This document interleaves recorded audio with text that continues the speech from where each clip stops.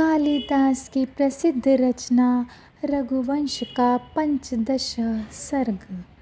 सीता जी को छोड़ने के बाद राजा रामचंद्र जी ने केवल समुद्रों से परिवेष्टित पृथ्वी का ही भोग किया।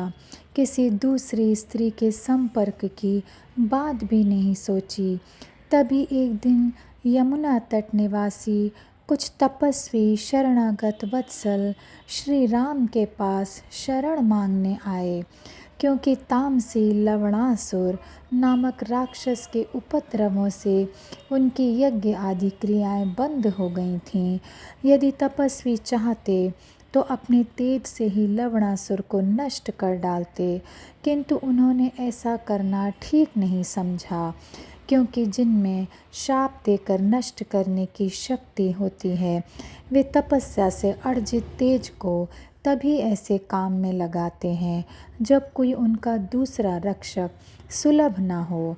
राम ने उनके विघ्न दूर करने का उन्हें वचन दे दिया, क्योंकि धर्म की रक्षा के लिए ही तो भगवान संसार में अवतार लेते हैं। उन्हीं मुनियों ने राम को उसके वध का उपाय बतलाते हुए कहा कि जब तक लवणासुर के हाथ में त्रिशूल रहेगा तब तक उसको मारना कठिन है। अतः उस पर ऐसे समय प्रहार करना चाहिए कि जब उसके हाथ में त्रिशूल न रहे। तब राम ने शत्रुघ्न को उन मुनियों की रक्षा का आदेश दिया, जैसे उनके हाथों में शत्रु का संहार कराकर वे उनका शत्रुघ्न नाम सार्थक करना चाहते थे। जैसे व्याकरण शास्त्र में कोई अपवाद वाला सूत्र व्यापक नियम वाले सूत्र को भी उलट देता है, वैसे ही रघु के वंश का प्रत्येक व्यक्ति शत्रु को पछाड़ सकता था। निर्भय शत्रुघ्न जब रथ पर चढ़कर चले तब राम ने उन्हें आशीर्वाद दिया और वे सुगंधित वनों की शोभा निहारते हुए चले। शत्रुघ्न के साथ राम की आज्ञा से जो सेना गई थी वह वैसे ही व्यर्थ थी जैसे अध्ययन शब्द में इंग धातु में लगा हुआ अधि उपसर्ग व्यर्थ होता है। इसी प्रकार लवणासुर को अकेले शत्रुघ्न जीत सकते थे। रथ पर चढ़े हुए सूर्य को जैसे बाल खिल्ले ऋषि मार्ग दिखलाते हुए चलते हैं, वैसे ही रथ पर बैठे शत्रुघ्न को भी वे मुनि लोग मार्ग दिखलाते हुए चल रहे थे। मार्ग में जाते समय उन्होंने पहली रात वाल्मीकि जी के उस आश्रम पर बिताई, जहाँ के मृग रथ का शब्द सुनकर बड़े चाव से उनको देखने लगे थे। शत्रुघ्न जी के घोड़े थक गए थे, इसलिए रुकना आवश्यक हो गया था। अपनी तपस्या के प्रभाव से आतिथ्य की विशिष्ट सामग्री जुटाकर वाल्मीकि जी ने शत्रुघ्न का बड़ा सत्कार किया। उसी रात में उनकी गर्भिणी भाभी सीता ने 2 तेजस्वी पुत्रों को जन्म दिया था। जैसे पृथ्वी अपने राजा के लिए धन तथा सेना उत्पन्न करती है, भाई के पुत्र होने की बात सुनकर शत्रुघ्न बहुत प्रसन्न हुए और अगले दिन तड़के ही उन्होंने हाथ जोड़कर मुनि से आज्ञा ली तथा रथ जोतकर आगे बढ़े। जिस समय वे लमणपुर में पहुँचे उसी समय रावण की बहन कुंभीनसी का पुत्र लवणासुर अनेक पशुओं को मारकर वन से इस प्रकार लौटा था जैसे वन ने उसे वह सब कर के रूप में दिया हो।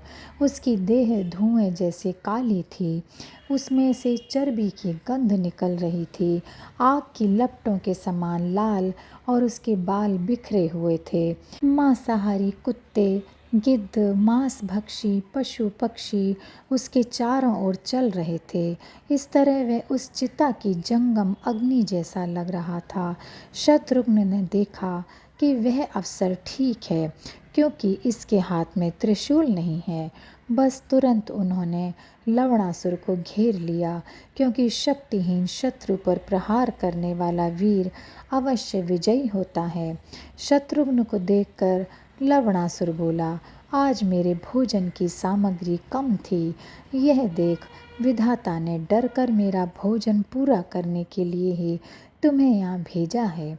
ऐसा कहकर उसने शत्रुघ्न को मारने के लिए अनायास एक बड़ा भारी पेड़ उखाड़ लिया, जैसे मोथा घास का मुट्ठा उखाड़ लिया हो। ज्यों ही लवणासुर ने वह वृक्ष शत्रुघ्न पर फेंका, त्यों ही अपने बाणों से शत्रुघ्न ने उसे बीच में ही काट कर टुकड़े टुकड़े कर डाला। इस प्रकार यह वृक्ष तो उनके शरीर पर नहीं पहुंच सका, केवल उसके फूलों का पराग भर उन तक पहुंच गया। वृक्ष के टूक टूक हो जाने पर उस राक्षस ने एक ऐसी भयंकर शिला शत्रुघ्न पर फेंकी जैसे वह यमराज का घूंसा हो, किंतु शत्रुघ्न ने अपने ऐन्द्र अस्त्र चलाकर उसे धूल से भी महीन चूर्ण कर डाला। तब तक अपना दाहिना हाथ उठाकर शत्रुघ्न की ओर वह लपका। उस समय वह ऐसा लगा जैसे बवंडर द्वारा उड़ाया हुआ कोई ऐसा पहाड़ चला आ रहा हो जिसकी चोटी पर ताड़ का एक पेड़ खड़ा हो। किंतु शत्रुघ्न प्रेरित वैष्णव बाण लगते ही लवणासुर धराशायी हो गया। उसके गिरने से ऐसी धमक हुई कि धरती कांप उठी, किंतु आश्रमवासियों का भय से कांपना दूर हो गया। उस मरे हुए शत्रु के ऊपर गिद्ध आदि मांसभक्षी पक्षी टूट पड़े और उसके प्रतिद्वंदी शत्रुघ्न पर फूलों की वर्षा होने लगी। जब शत्रुघ्न जी लवणासुर को मार चुके, तब उन्हें यह संतोष हुआ कि अब मैं मेघनाद घाती तेजस्वी लक्ष्मण का सगा भाई हूँ। जब तपस्वियों का काम पूरा हो गया, तब वे वीर शत्रुघ्न की प्रशंसा करने लगे। अपनी बढ़ाई सुनकर शत्रुघ्न का सिर लाज से झुककर सुशोभित हो गया। तदनंतर पराक्रमी, संयमी और धन से निस्पृह शत्रुघ्न ने यमुना के तट पर मथुरा नाम की नगरी बसाई। अच्छा राजा पाकर उस नगरी के लोग ऐसे धनी और सुखी हो गए कि जैसे स्वर्ग में जनसंख्या बढ़ जाने से वहाँ के कुछ लोग यहाँ लाकर बसा दिए गए हों। तब शत्रुघ्न ने मथुरा के एक ऊंचे भवन पर चढ़कर उस नीले जल वाली यमुना को देखा, जिसमें अनेक चकवे चहक रहे थे। उस समय यमुना उन्हें ऐसी सुंदर दिखी कि जैसे वह पृथ्वी की सुनहरी फुंदों वाली चोटी हो। उधर दशरथ के मित्र और जनक के परामर्शदाता होने के कारण मंत्र दृष्टा वाल्मीकि जी ने सीता जी के दोनों पुत्रों के विधिवत जात कर्म आदि संस्कार संपन्न किए। ज्येष्ठ पुत्र लव के उत्पन्न होते समय सीता जी की प्रसव पीड़ा गाय के पूंछ के बाल से और छोटे पुत्र की उत्पत्ति के समय वह पीड़ा कुशा से दूर हो गई थी। इसलिए वाल्मीकि जी ने दोनों बच्चों का नाम इन्हीं दोनों वस्तुओं के नाम पर लव और कुश रखा। जब वे बच्चे कुछ बड़े हुए, तब ऋषि ने उन दोनों को वेद वेदांग पढ़ाकर अपनी रचना आदि काव्य रामायण का गायन सिखाया। अब उन दोनों बालकों ने अपनी माता सीता के आगे राम का यश गा गा कर उनकी वियोग जनित व्यथा कुछ कम कर दी। दाक्षिणात्य, गार्हपत्य और आहवनीय, इन तीनों अग्नियों के सदृश तेजस्वी भरत, लक्ष्मण और शत्रुघ्न, इन तीनों भाइयों ने भी अपनी अपनी पत्नियों से दो दो पुत्र उत्पन्न किए। अधिक समय बाहर रहने के कारण शत्रुघ्न अपने बड़े भाइयों से मिलने को आतुर थे। अतएव उन्होंने शत्रुघाती, बहुश्रुत और सुबाहु नामक अपने दो पुत्रों को मथुरा और विदिशा का एक एक राज्य सौंप दिया। शत्रुघ्न जी लौटते समय वाल्मीकि जी के उस तपोवन में नहीं गए, जहाँ के मृग शांत भाव से लव और कुश के गीत सुना रहे थे, क्योंकि शत्रुघ्न ने सोचा कि मेरे जाने पर वाल्मीकि जी अपनी तपस्या के बल से मेरे सत्कार की सामग्री जुटाने लगेंगे, जिससे व्यर्थ उनका तपोबल क्षीण होगा। इस प्रकार वहाँ से चलकर जितेंद्रिय शत्रुघ्न उस अयोध्या में पहुँचे, जहाँ की सड़कें उनके स्वागत में बड़े अच्छे ढंग से सजाई गई थीं। वे लवणासुर को मारकर लौटे थे, इसलिए सभी पुरवासी उन्हें बड़े आदर की दृष्टि से देख रहे थे। उन्होंने राजसभा में पहुंचकर देखा कि श्री राम बैठे हैं और बहुत से सभासद उनकी स्तुति कर रहे हैं।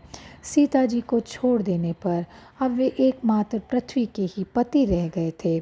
जैसे काल नेमी को मारने वाले विष्णु का इंद्र ने प्रसन्नतापूर्वक स्वागत किया था, वैसे ही लवणासुर को मारने वाले शत्रुघ्न जी जब उन्हें प्रणाम करने को झुके, तब श्री राम ने भी उनका सहर्ष अभिनंदन किया। श्री राम के पूछने पर उन्होंने और सब हाल तो सुना दिया, परंतु पुत्र होने की बात नहीं कही, क्योंकि वाल्मीकि जी ने कह दिया था कि समय आने पर हम दोनों पुत्र श्री राम को सौंप देंगे, तुम कुछ मत कहना। कुछ समय बाद एक दिन उसी जनपद का निवासी एक ब्राह्मण अपना मृत बालक राजा की ड्योढ़ी पर गोद से उतार कर यह कहता हुआ फूट फूट कर रोने लगा, हे पृथ्वी, तुम दशरथ के हाथ से छूटकर तथा राम के हाथों में आकर बड़े संकट में पड़ गई हो और तुम्हारी दशा बड़ी शोचनीय हो गई है। प्रजापालक राम ने जब उसके शोक की बात सुनी तब उन्हें बड़ी लज्जा आई, क्योंकि इक्ष्वाकुवंशी राजाओं के राज्य में किसी की भी अकाल मृत्यु नहीं होती थी। उस दुखी विप्र को राम ने यह कहकर ढांढस बंधाया कि तुम थोड़ी देर ठहरो, मैं अभी तुम्हारा शोक दूर किए देता हूँ। यह कहकर यमराज को जीतने की इच्छा से उन्होंने कुबेर के पुष्पक विमान का स्मरण किया। इस प्रकार जब वे अस्त्र शस्त्र से सुसज्जित होकर पुष्पक विमान पर बैठकर चलने लगे, तब यह आकाशवाणी सुनाई दी, हे राजन, आपकी प्रजा में वर्ण धर्म संबंधी कुछ दोष आ गया है, उसे खोज कर दूर करो, तभी तुम्हारा उद्देश्य पूर्ण होगा। इस विश्वसनीय वचन को सुनकर वेग से चलने के कारण निष्कंप ध्वजा वाले पुष्पक विमान पर चढ़कर श्री राम यह देखने के लिए सभी दिशाओं में चक्कर काटने लगे कि कहाँ वर्ण धर्म में दोष आया है। घूमते घूमते एक स्थान पर राम ने देखा कि एक पेड़ की शाखा पर उल्टा लटका हुआ एक मनुष्य नीचे जलती हुई आग का धुआं पी पी कर तप कर रहा है और धुआं लगने से उसकी आंखें लाल हो गई हैं। उससे राम ने पूछा, आपका नाम क्या है और आप किस वंश के हैं? वह तपस्वी बोला, मैं देवपद पाने के लिए तप कर रहा हूँ। मेरा नाम शंबुक है और मैं शूद्र हूँ। शूद्रों को तप करने का अधिकार नहीं है। यही अनधिकृत कार्य करने से प्रजा में पाप फैल रहा था, अतः राम ने निश्चय कर लिया कि इसका सिर काटना ही होगा और शस्त्र उठा लिया। फिर उसका सिर वैसे ही गले से काटकर अलग कर दिया जैसे डंडी से कमल उतार दिया गया हो। आग की चिंगारियों से झुलसी दाढ़ी वाला उसका सिर ऐसे लग रहा था कि जैसे पाले से जली हुई केसर वाला कमल कट्टा हो। इस प्रकार साक्षात राजा राम से दंड पाकर उस शूद्र को वह सद्गति मिली जो वह अपने उस कठोर तप से कभी भी न पाता, जिसे वह वर्णाश्रम धर्म का उल्लंघन करके प्राप्त करना चाहता था। जैसे चंद्रमा शरद ऋतु से मिलता है, वैसे ही राम को मार्ग में सहसा अगस्त्य ऋषि मिल गए। ऋषि ने राम को वह सुंदर आभूषण दिया जो उन्हें समुद्र ने उस समय दंड के रूप में दिया था जब उन्होंने समुद्र को पिया था। राम ने वह आभूषण लेकर अपनी उस भुजा में बांध लिया जो सीता जी के वन चले जाने पर उनके गले में पड़ने से वंचित हो गया था। जब राम अयोध्या लौटे तब उन्हें ज्ञात हुआ कि उनके आने से पहले ही ब्राह्मण पुत्र जी उठा है। पुत्र के जी जाने पर ब्राह्मण ने राम की बड़ी स्तुति की और पहले जो निंदा की थी उसे अपनी इन स्तुतियों से धो डाला, क्योंकि राम ने उसके पुत्र को यमराज के हाथ से छुड़ाया था। कुछ समय बाद राम ने अश्वमेध यज्ञ के लिए घोड़ा छोड़ा। तब जैसे बादल धान के खेत पर जल बरसाते हैं, वैसे ही सुग्रीव, विभीषण तथा अन्य राजाओं ने आकर राम के आगे उपहार के रूप में धन की वर्षा की। उस यज्ञ में विभिन्न देशों के ऋषियों को आमंत्रित किया गया था। वे ऋषि पृथ्वी से ही नहीं बल्कि सप्तर्षि मंडल आदि दिव्य स्थानों से भी श्री राम के पास आए। वे लोग वहां आकर नगर के आसपास वाले देहातों में टिक गए थे। जब वे अयोध्या के चारों द्वारों से नगर में प्रविष्ट हुए, तब 4 द्वारों वाली यह अयोध्या ऐसी दिखी जैसे ब्रह्मा जी की चतुर्मुखी देह हो। सीता जी के त्याग से राम की इसलिए भी प्रशंसा हुई थी कि उन्होंने किसी दूसरी स्त्री से अपना विवाह नहीं किया था। अतएव यज्ञ में सोने की सीता बनवाकर राम ने अपनी पत्नी के स्थान पर उसे बैठा दिया था। इस प्रकार वह प्रसिद्ध यज्ञ प्रारंभ हुआ, जिसमें आवश्यकता से अधिक सामग्री इकट्ठी हुई थी। विशेषता यह थी कि यज्ञ कार्य में विघ्न डालने वाले राक्षस ही उसकी रखवाली कर रहे थे। उसी समय वाल्मीकि जी की आज्ञा से सीता जी के पुत्र लव और कुश वाल्मीकि रचित रामायण गाते हुए वहाँ घूमने लगे। एक तो राम का चरित्र, उस पर वाल्मीकि जी उनके रचयिता, और फिर किन्नरों के समान मधुर कंठ वाले लव और कुश उसके गायक। तब बतलाइए कि उसमें क्या कमी रह गई थी जिससे लोग उसे सुनकर मोहित ना हो जाते। यह बात राम के कानों तक पहुंची। उन्होंने उन दोनों बालकों को बुलवाया और अपने भाइयों के साथ उन बालकों के रूप और गीत की मधुरता को आश्चर्य के साथ देखा और सुना। सारी सभा एकाग्र मन से उनका गीत सुनती और आंखों से आंसू बहाती जा रही थी। उस समय वह सभा प्रातः काल की उस वन स्थली जैसी दिख रही थी जिसमें वृक्षों से ओस की बूंदें टपक रही हों। लोगों ने राम और उन दोनों बालकों का चेहरा एकदम मिलता जुलता देखा, जिसमें इतना ही अंतर था कि वे दोनों अभी बच्चे थे तथा वनवासियों के जैसे वस्त्र पहने थे, और राम प्रौढ़ थे तथा राजसी वस्त्र पहने हुए थे। जनता को उनके गायन का कौशल देखकर उतना आश्चर्य नहीं हुआ जितना इस बात पर विस्मय हुआ कि राजा ने उन्हें प्रेम से जो दान दिया था वह भी उन्होंने लौटा दिया। राम ने जब उनसे पूछा कि तुमने संगीत किससे सीखा है और यह किस कवि की रचना है, तब उन्होंने वाल्मीकि जी का नाम बता दिया। तब अपने भाइयों को साथ लेकर रामचंद्र वाल्मीकि जी के पास गए। उन्होंने वहां जाकर अपने शरीर के सिवाय शेष संपूर्ण राज्य वाल्मीकि जी को भेंट कर दिया। तब दयालु ऋषि ने राम से कहा, ये दोनों गायक कुमार सीता जी के गर्भ से उत्पन्न हुए हैं और तुम्हारे पुत्र हैं। अब तुम सीता जी को स्वीकार कर लो। राम बोले, आपकी पतोहू सीता हमारे सामने ही अग्नि में शुद्ध हो चुकी हैं, परंतु रावण की दुष्टता का विचार करके यहाँ की प्रजा को विश्वास नहीं होता।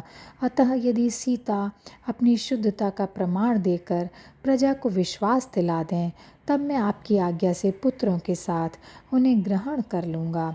राम की यह प्रतिज्ञा सुनकर वाल्मीकि ने शिष्यों को भेजकर सीता जी को आश्रम से इस प्रकार बुलाया जैसे वे नियमों के द्वारा अपनी सिद्धि को बुलवा रहे हों।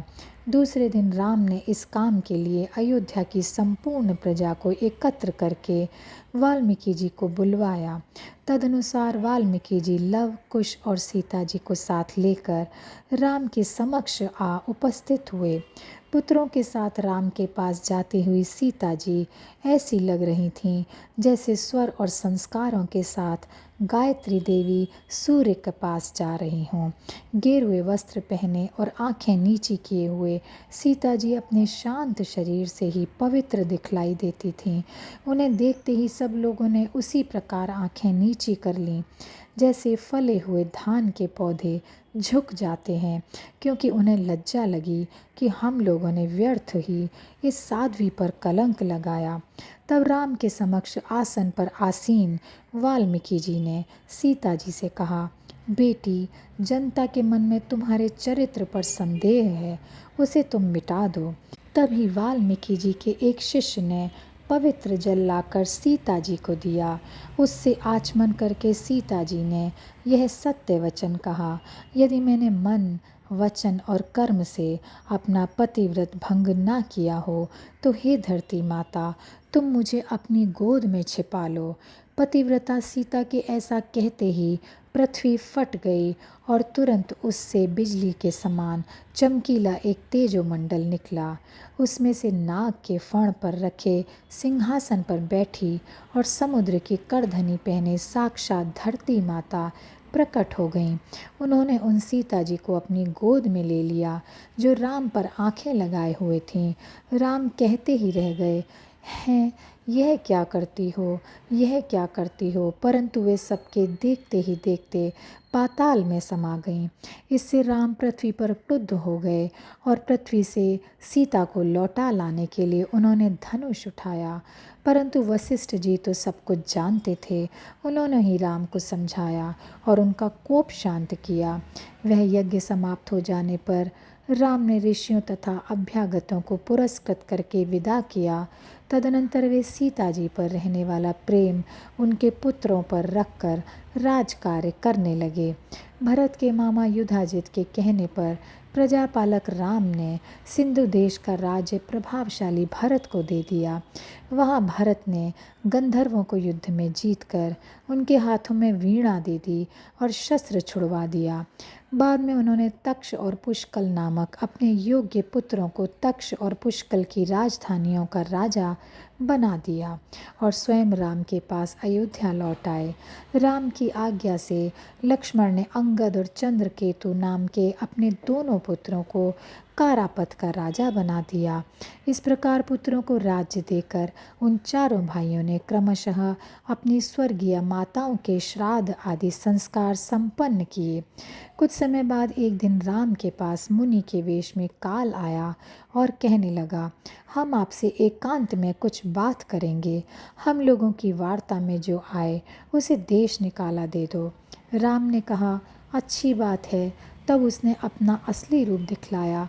कहा कि ब्रह्मा जी की आज्ञा है कि अब आप चलकर स्वर्ग में रहें।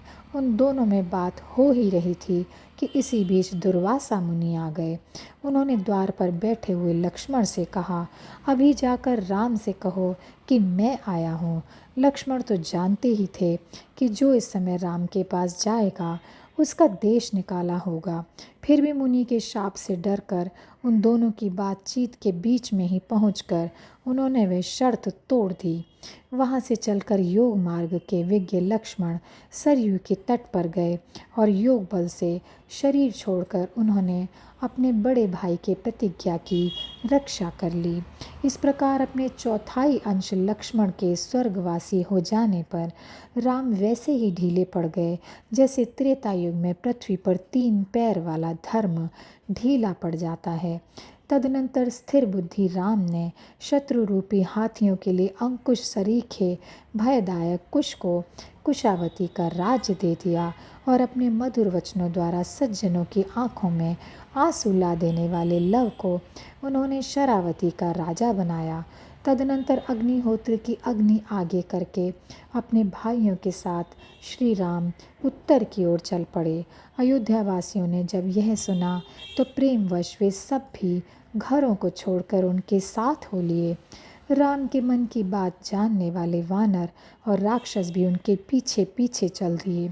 जिस मार्ग से वे चल रहे थे वह मार्ग राम के पीछे पीछे जाने वाली जनता के स्थूल अश्रु बिंदुओं से भीग गया। इस प्रकार भक्तवत्सल राम विमान पर चढ़कर स्वर्ग चले गए। सरयू को उन्होंने अपने पीछे आने वालों के लिए स्वर्ग की सीढ़ी बना दिया, अर्थात जो सरयू में स्नान करता था वह तुरंत स्वर्ग चला जाता था। अतएव वहाँ पर स्नानार्थियों की वैसे ही भीड़ हुई जैसे गायों को नदी पार कराते समय होती है। इसलिए वह पवित्र स्थान संसार में गोप्रतर तीर्थ के नाम से प्रसिद्ध हो गया। तदनंतर देवताओं के अंशधारी रीछ वानरों ने भी अपना देव रूप धारण कर लिया। इसलिए स्वर्ग में इतने लोग पहुंच गए कि सामर्थ्यशाली श्री राम को देव पद प्राप्त अयोध्या वासियों को रहने के लिए एक दूसरा ही स्वर्ग बनाना पड़ा। इस प्रकार विष्णु भगवान ने रावण का वध करके देवताओं का कार्य पूरा किया। फिर उत्तरगिरी हिमालय पर हनुमान जी को तथा दक्षिणगिरी त्रिकूट पर्वत पर विभीषण जी को अपने 2 कीर्ति स्तंभों के रूप में स्थापित करके वे अपने विराट शरीर में लीन हो गए और यहीं पर ये सर्ग समाप्त होता है।